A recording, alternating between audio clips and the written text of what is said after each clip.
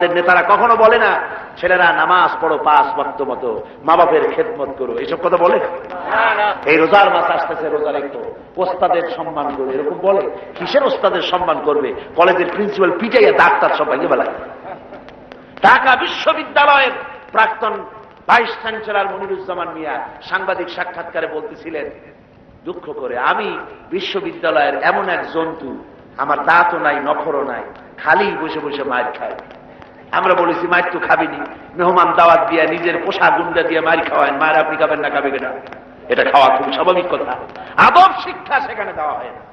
তোমাদের নেতারা তোমাদেরকে আদব শিক্ষা দেয় না, তোমাদের হাতে টাকা দেয় মদ, জুয়া, জেনা, ব্যভিচার ইত্যাদির জন্য, তোমাদেরকে অস্ত্র দেয় অন্যের সভাপণ্ড করার জন্য, অন্যের দল ভাঙ্গার জন্য, এইসব করে তোমাদেরকে চরিত্রবান বানাবার জন্য তাদের কোনো প্রোগ্রাম নাই। কথা ঠিক কিনা? কথা ঠিক কিনা? এই